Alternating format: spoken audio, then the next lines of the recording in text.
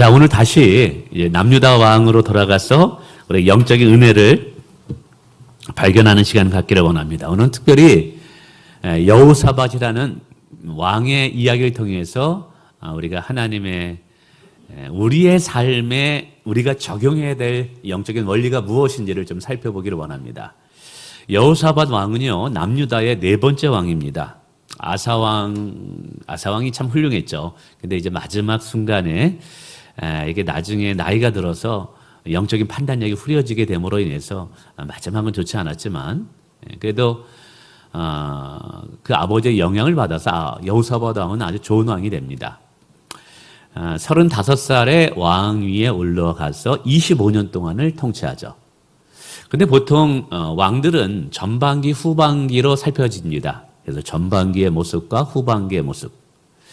어떤 왕들은 전반기와 후반기가 동일하게 하나님 앞에 선한 왕이 있고, 또 어떤 왕들은 전반기는 좋았는데 후반기는 안 좋은 왕이 있고, 또 어떤 왕은 전반기에는 안 좋았는데 아주 후반기에는 좋은 왕이 있고 그렇습니다. 근데 여호사밧 왕은 전반기, 중반기, 후반기로 나누어서 좀 구분해야 될 것 같습니다.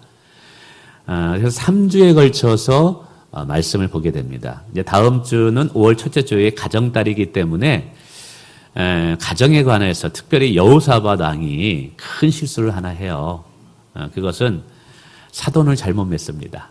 그 일로 인해서 어떤 일이 펼쳐지는지, 그리고 가정에서 자녀들에게 믿음을 전승시키는 것이 얼마나 중요한지를 이제 배우게 되는데, 자, 오늘은 여호사밧 왕의 전반기의 삶을 살펴볼 것입니다. 이 전반기의 특징은 이렇습니다. 결론적으로 이야기하면 자신의 힘과 자신의 지혜와 자신의 능력으로 살던 삶을 내려놓고 하나님께 기도하는 삶을 선택하고 하나님을 의지하는 삶을 선택하고 하나님이 기뻐하는 길을 가는 삶을 선택하는 것으로 여호사밧의 삶이 비춰지게 됩니다. 자, 우선 여호사밧의 아주 초창기 왕위에 올라갔을 때 그의 인생은 어떠했는가? 오늘 17장 1절은 이렇게 이야기하고 있습니다. 제가 한번 읽어볼게요. 여호사밧이 왕이 되어 드디어 아버지 아사의 뒤를 이어서 왕이 되었습니다. 자, 어떻게 나라를 통치할까 고민했습니다. 이 나라를 강대국으로 만들어야 되고, 참 백성들을 잘 이끌어 가야 될 텐데 어떻게 해야 될까 고민하다가 이렇게 결정합니다. 스스로 강하게 하여 이스라엘을 방어하되. 뭐라고요? 스스로 강하게 하여. 여호사밧은 왕이 되어서 첫 번째 삶의 방식을 선택했습니다. 나는 내 스스로 이 나라를 굳건히 세우겠다. 여기에는 두 가지의 의미가 있습니다. 하나는 스스로의 힘으로 살아가려고 했다라는 것이 있어요.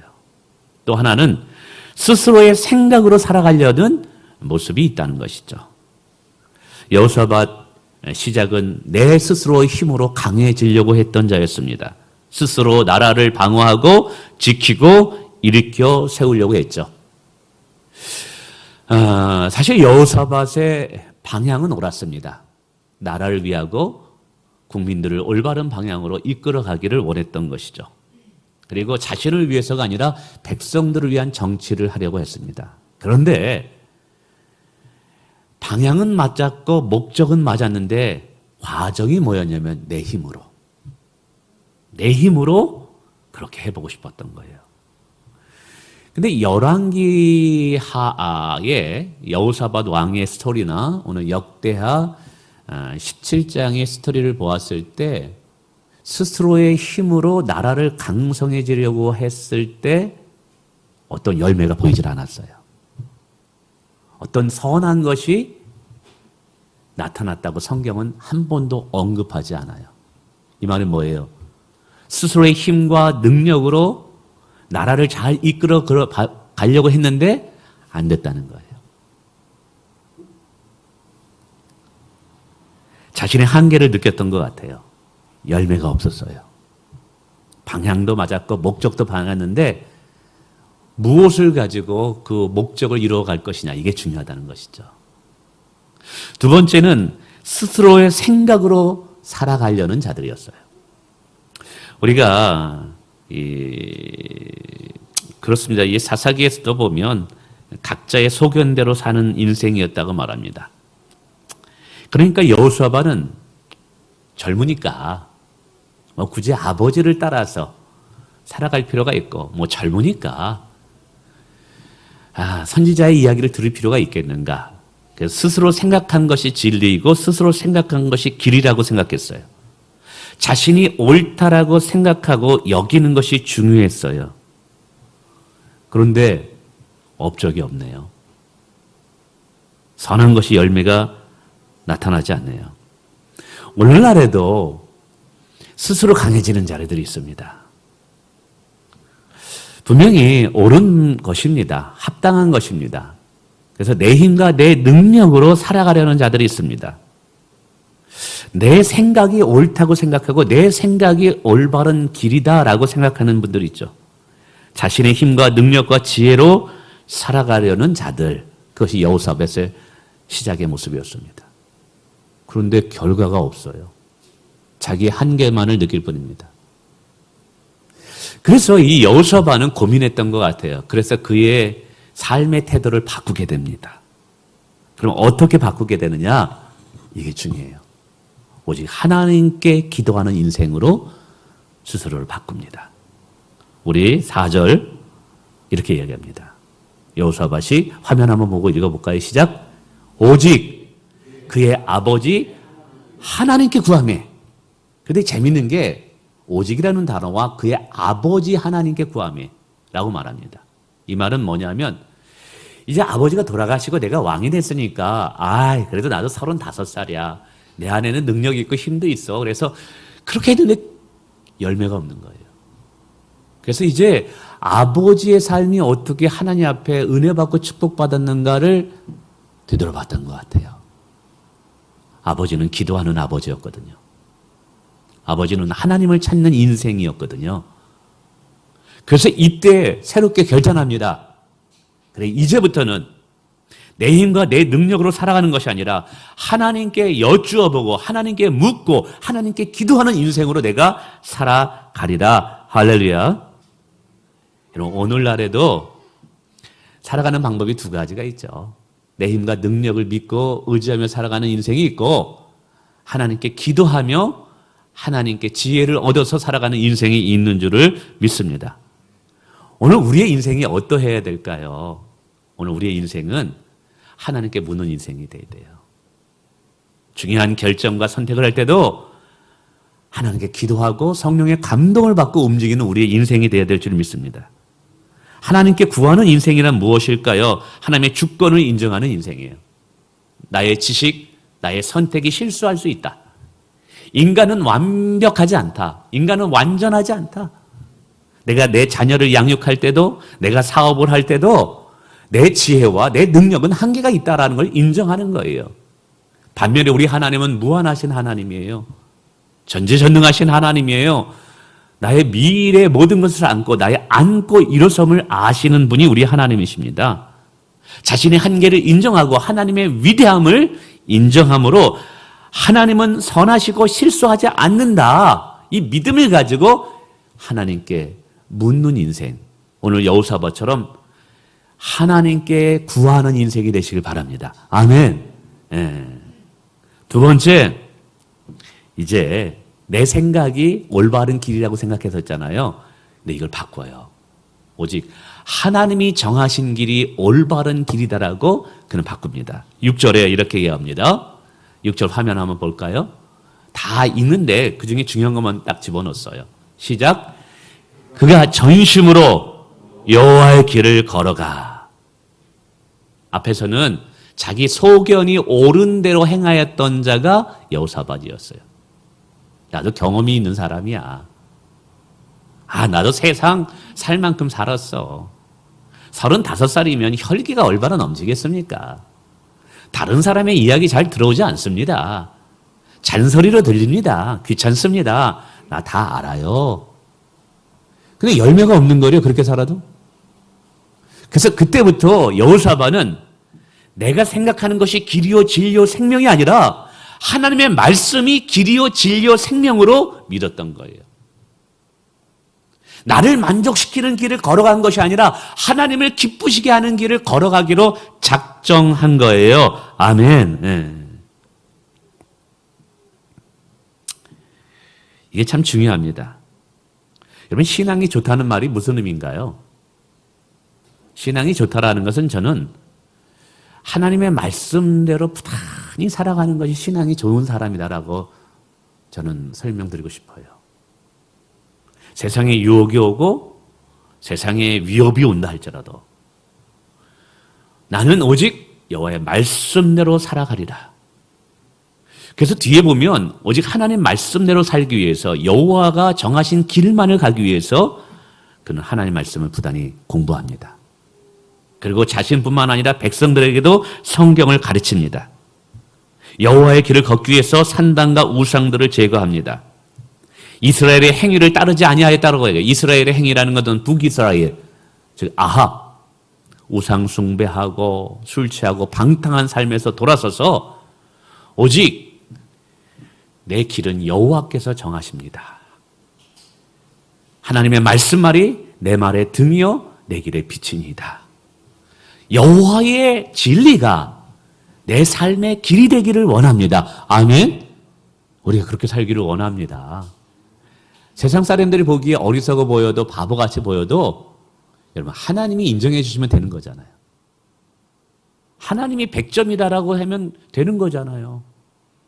오늘 우리 문일환 집사님 기도 중에 은혜 있는 기도나요. 이 세상의 모든 것은 세상적으로 보면 귀하죠. 그러나 마지막 이 세상을 떠날 때 그건 다 내려놓고 가야 돼요. 이와 마찬가지로 세상 사람들이 나를 어떻게 평가하건 판단하건 마지막에 우리가 최후의 심판대 앞에서 평가와 판단을 받아야 할 것은 뭐냐면 하나님의 평가와 판단이에요. 그러므로 오늘 우리의 삶은 남들이 나를 어떻게 바라보느냐보다 더 중요한 게 뭐다? 하나님이 나를 어떻게 생각하느냐, 하나님이 나의 가정을 어떻게 바라보느냐, 여러분 이것이 중요한 줄을 믿습니다. 그러기 위해서 오늘 여호사밧은 어떻게 했다는 거예요? 여호와께서 정하신 길로 가기를 부단히 힘썼다라는 거예요. 오늘 우리가 그렇게 살기를 원합니다. 바보 같다 할지라도 어리석어 보여도 여호와의 길을 걸어가는 자가 되기를 원합니다. 아멘. 자, 이렇게 여호사밧이 자신의 인생을 바꾸게 됩니다. 삶의 패턴을 바꾸게 되죠. 어떻게 해요? 스스로의 힘과 스스로의 능력으로 살던 삶을 하나님께 구하는 삶으로, 하나님을 의지하는 삶으로 방향을 전환시킵니다.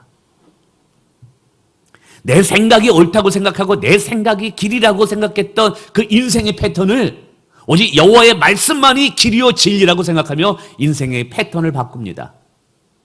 과거에는 열매가 없었어요. 선한 것이 드러나지 않았어요. 그의 인생을 향해서 성경은 평가할 때 아무것도 없었다고 하거든요. 자, 그런데 우리가 읽은 역대하 17장에 가서 그렇게 삶이 시작되니까 그의 인생에 놀라운 일들이 일어나기 시작합니다. 첫 번째는 하나님께서 그의 나라를 견고하게 세워주셨다라고 성경은 이야기합니다. 우리 5절 한번 읽어볼까요? 우리 화면 보십시다. 시작.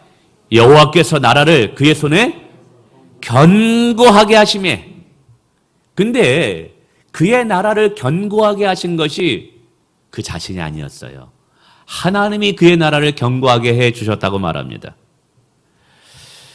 여러분, 오늘 우리의 인생을 견고하게 하시는 분이 하나님이심을 믿으시길 바랍니다. 모두 다 자신의 인생은 흔들리지 않기를 원하죠. 내 마음이 흔들리지 않기를 원해요. 누가 흔들어 놓아도 흔들리지 않는 인생을 산다면 얼마나 멋진 인생이겠습니까? 그런데 사람의 마음이 갈대와 같아요. 얼마나 쉽게 흔들리는지. 병원에 갔는데 의사 선생님이 이상한 게 좀 보입니다. 한번 이거 조직 검사 좀 한번 해봐야 될 것 같습니다. 그럼 집에 가서 잠 못 주무시는 분들 많죠. 많습니다. 아니 이게 사업이 지금 어려워요. 가게 운영하는 거 쉽지 않아요. 그때 우리의 마음이 요동치고 흔들립니다. 요즘은 기침을 하고 헛기침이 나오고 목이 따갑고 아픈 순간에 이게 코로나 아닐까 하고 걱정하시는 분들도 꽤 많더라고요. 근데 제 개인적, 여러분 뭐 걸리시면 알겠지만, 걸려나고 나니까 편하더라고요, 이게. 어쨌든. 근데 인간이 강한 것 같지만 굉장히 마음이 쉽게 흔들립니다. 조그만 일에도 흔들립니다. 근데 하나님께서 붙잡아 주시면 흔들리지 않음을 믿으시길 바랍니다. 시편 16편 8절에 이런 말이 있습니다. 내가 여호와를 항상 내 앞에 모시며, 하나님을 항상 내 앞에 모시기를 원하는데, 그랬더니 그가 나의 오른쪽에 계심으로 내가 흔들리지 아니하니라. 오늘 다윗이 흔들리지 않았던 이유는 여호와께서 항상 내 앞에 계시기 때문에 라고 이야기하고 있어요. 여호와를 의지하는 자는 시온산이 흔들리지 아니하고 영원히 있음 같도다. 이렇게 보면 아차산이 보입니다. 아차산은 500년 전에도 여전히 있었고 지금도 여전히 있고 앞으로 500년 후에도 저 아차산은 그대로 있을 것입니다. 제가 산을 좋아하는 이유는 산을 가면 언제나 그 모습 그대로 저를 반겨 맞이해 주거든요.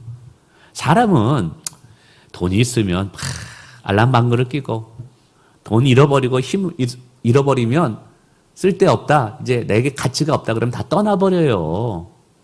근데 산은 그렇지를 않아요. 근데 오늘 시편에서 다윗은 뭐라 그래요? 여호와를 의지하게 되면 시온산이 흔들리지 아니함 같이 우리의 마음이 흔들리지 아니한대요. 저는 믿음 생활하면서 누구를 좋아하냐면 웬만해서는 흔들리지 아니하는 분들을 보면 굉장히 존경스럽습니다. 우리 뭐 이 자리에 나와 있잖아요. 이혜정 권사님도 흔들리지는 않아요. 나는 우리 신영희 집사님이 이사 오면은 걱정을 많이 했거든요. 아, 이거 집에서 멀어가지고 어떡하나. 저분은 매일같이 기도하러 나오시는 분인데, 근데 새벽 기도를 차를 타고 딱 오는데 목사님 흔들리지 않습니다. 제가 아멘 할렐루야 했죠. 여러분, 우리의 인생이 흔들리지 않는 인생이 되기를 원합니다. 아멘. 근데 이게 어떻게 해요? 하나님께서 붙잡아 주시니까. 그러니까 여호사밧이 흔들리지 않으니까 그의 가정도 흔들리지 않고 그의 나라도 흔들리지 않더라는 거예요. 오늘 어떻게 인생이 이럴 수 있었습니까? 인생의 패턴을 바꾸니까. 두 번째, 5절에 부귀와 영광을 크게 떨치게 하셨다, 이렇게 말합니다. 우리 5절도 한번 읽어볼까요? 앞에 화면 시작. 그가 부귀와 영광을 크게 떨쳤더라. 가만히 보니까 부귀, 부하고 존귀한 것, 영광, 사람들의 부러움을 받는 것, 존귀한 자리에 세워지는 것. 이런 부귀와 존귀와 영광이 사람의 열심을 통해서도 얻을 수 있어요. 주를 잘 섬으로 얻을 수도 있어요. 요행을 통해서 얻을 수도 있어요. 근데 그런 인생은 오래가지 못합니다. 올라가면 올라갈수록 불안하대요. 언제 떨어질지 모르니까. 근데 하나님께서 높여주시면 걱정이 안 된대요. 하나님이 붙잡아 주시니까 내려갈 리가 없다는 거예요. 그래서도 부귀와 존귀와 영광에도 얻는 방법이 두 가지가 있는 거예요. 사람의 힘과 능력으로 얻는 방법이 있고 하나님이 얻게 하시는 방법이 있다는 거예요. 그런데 오늘 여호사밧은 누구예요? 하나님께서 얻게 하신 거예요. 오늘 솔로몬의 부귀와 영광을 누가 주셨습니까? 하나님이 주신 거예요. 다윗의 영광을 누가 주신 겁니까? 하나님이 주신 거예요. 오늘 여호사밧의 부귀와 영광을 누가 주신 겁니까? 하나님이 주신 거예요. 오늘도 우리 하나님은 우리의 인생에 부귀와 영광을 주실 수 있는 분이에요. 왜냐하면 역대상 29장 19절에 말합니다. 부와 존귀가 주께로 말미암고, 여러분 부귀와 영광이 주로부터 말미암는데요. 모든 사람을 크게 하심과 강하게 하심이 주의 손에 있나이다. 주의 손이 우리를 붙잡아 주시면 강하고 큰 자가 된다라고 이야기하고 있는데 그것을 여호사밧이 경험하고 있는 거예요. 어떻게 이 축복을 받았어요? 삶의 패턴을 바꾼 거예요. 나의 지혜와 나의 능력을 의지하는 것을 내려놓고 하나님께 구하고 하나님께 기도하는 인생, 하나님께 묻는 인생이 됐기 때문에 내 길이 옳다고 생각하고 내 길을 따라서, 우리가 그런 걸 뭐라고 그러는지 아십니까? 개똥 철학 인생이라고 이야기합니다. 다 자기가 옳다고 합니다. 남자도 술 먹을 때 얘기해 보세요. 내 인생은 이런데 그러면서 이게 옳은 거야 막 그럽니다. 그걸 요즘 얘기해서 젊은이들이 꼰대 인생이라고 얘기합니다. 다 자기 나름대로 소견이 있어요. 이게 인생을 살아가는 지혜야. 인생을 살아가는 지혜야. 막 그렇게 얘기합니다. 어떤 분은 줄을 잘 서야 된다라고 이야기하고 처세술이 뛰어나야 된다 얘기하고 다양한 방법으로 인생을 살아가는 지혜가 있다고 얘기합니다. 근데 그 모든 것을 내려놓고 어떻게 했어요? 여호와의 길이 옳은 길이라고 생각하고 그 길을 선택했을 때 하나님이 그에게 존귀와 부귀와 영광을 주셨더라. 저 12절에 또 점점 강성해지는 축복을 얻게 됩니다. 12절의 화면에 이렇게 뜨네요. 우리 같이 읽어볼까요? 시작. 여호사밧이 점점 강대하여. 우리가 성경을 보면 사울과 다윗의 인생을 통해서 배웠어요. 시간이 지날수록 강성해지는 인생이 있고 시간이 지날수록 쇠약해지는 인생이 있더라. 오늘 하나님께서 여호사밧과 함께 하시니 그의 인생이 점점 강성해지는 인생이 됩니다. 그래서 주변 나라에서 많은 조공을 바칩니다.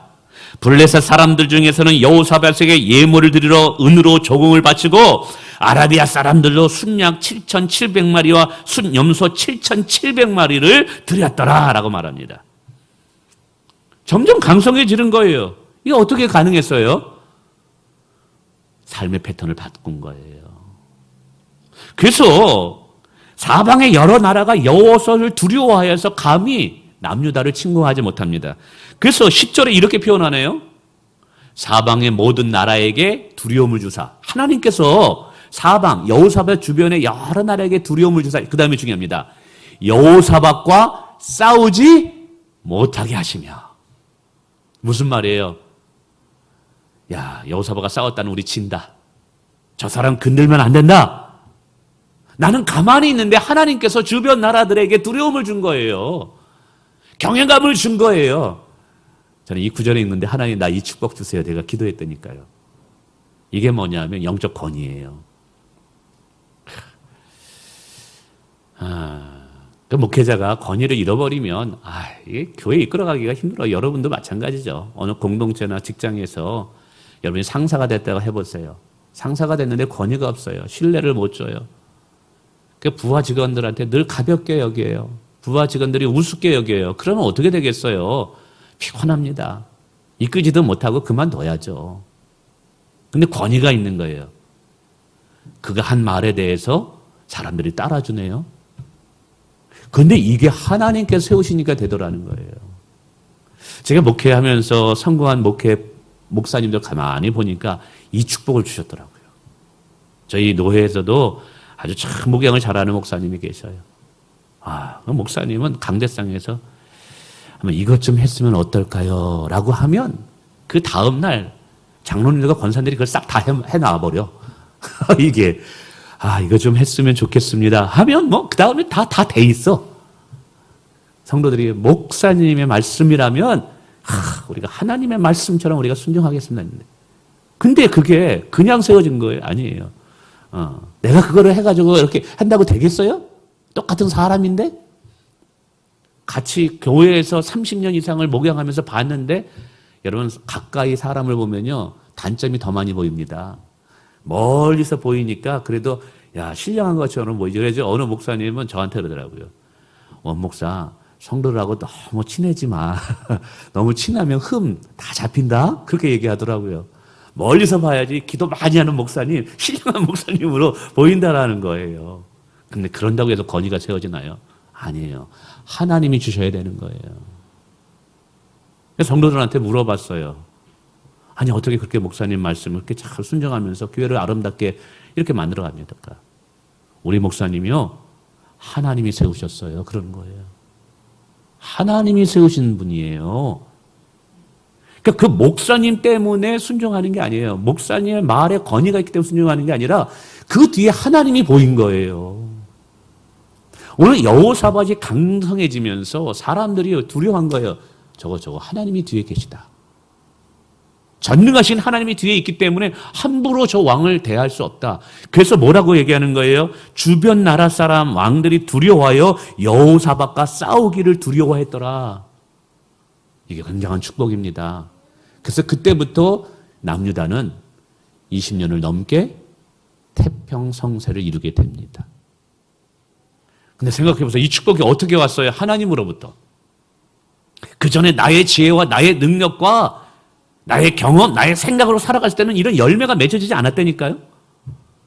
근데 인생을, 삶의 방향을 턴하고 삶을 대하는 태도를 바꾸니까 하나님께서 이런 복을 주시더라는 거예요. 마지막으로 충성스럽고 용맹한 사람들이 모입니다. 이게 만남의 복을 주시네요. 우리 그 다음 구절 13절입니다. 시작. 예루살렘에 크게 용맹스러운 군사를 두었으니. 그런데 이 13절 이후부터 여호사밧에게 얼마나 충성스럽고 용맹한 사람들이 몰려드는지 모르겠어요. 제가 숫자를 세봤어요. 110만 명. 야, 여러분 지금도 110만 명이면 100만 명이면 굉장히 크잖아요. 근데 110만 명이라는 엄청난 충성되고 용맹한 사람들이 여호사밧에게 붙습니다. 하나님이 주신 만남의 축복이고 사람을 붙여주시는 축복입니다. 근데 이 성경에 보면 하나님께서 그 사람을 이제 버려두잖아요. 그냥 내버려 두게 되고 죄를 많이 짓고 순종하지 않고 여호와께서 말씀하심에도 불구하고 그거를 농담으로 여기게 될 때 하나님께서 버려둘 때 어떤 일이 일어나면 악인들과 관계를 맺습니다. 악인들과 친해집니다. 그래서 악인들로 해서 올무가 걸리게 돼요. 근데 하나님 앞에 쭉 풍성할 때 놀라운 것은 신실한 믿음의 사람들이 붙더라는 거예요. 이게 축복이었던 거예요. 뭐예요? 쭉재기는 다 가고 알곡만 모이는 거예요. 쭉재기는 가고 알곡만 모이는 놀라운 축복을 받는다는 거예요. 거짓된 자는 다 떠나버려요. 충성된 자만 남는 거예요. 그 인구가 110만 명이에요. 그래서 여호사밧 주변에 여호사밧을 위해서 목숨을 던질 용사들이 엄청나게 모이게 됩니다. 그러니까 엄청난 만남의 축복, 사람을 붙여주시는 축복을 경험하게 된 것이죠. 자, 오늘 여호사밧이 17장에 들어가서 4가지의 축복을 얻었다고 말했어요. 하나님께서 그의 나라를 견고하게 세워주셨고 부귀와 영광을 그에 주셨고 시간이 지날수록 강성해지는 복을 주셨고 충성스럽고 용맹한 사람들을 붙여주시는 복을 받았어요. 여러분 어떻게 이것이 가능했죠? 그의 삶의 패턴을 바꿨던 거예요. 나의 지혜와 나의 능력, 나의 생각으로 살아가는 것을 내려놓고 이제 하나님께 구하는 인생으로 살리라.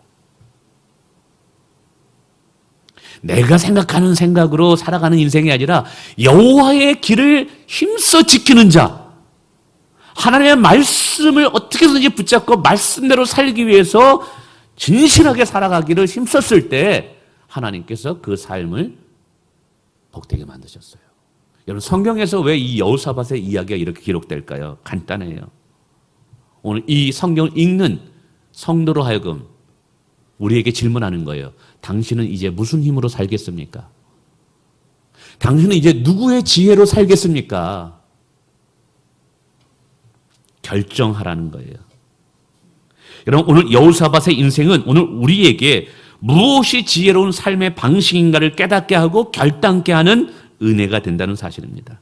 오늘 우리가 여호사밧과 같이 되기를 원합니다. 오늘 여호사밧의 인생이 다른 사람에게 도전을 주고 영적인 자극을 주었단 말이에요. 오늘 우리의 삶도 누군가에게 영적 도전을 주고 영적 자극을 줄 수 있는 인생이 되기를 원합니다. 그러기 위해서는 우리의 삶이 패턴이 바뀌어져야 돼요. 어떻게 해요? 내 스스로 강해지려는 것을 내려놓고 이제 하나님만 의지하고 하나님께 구하는 인생을 살겠다라고 결단해야 돼요. 자신의 방식대로 사는 삶을 내려놓고 이제 하나님의 길을 따라서 여호와의 길을 따라서 살겠다라고 결단하고 사는 인생이 돼야 돼요. 여러분 오늘 우리가 이런 인생을 살아갈 때 여호사밧을 축복하셨듯이 오늘 저와 여러분의 인생에도 이러한 복을 분명히 주실 줄 믿습니다.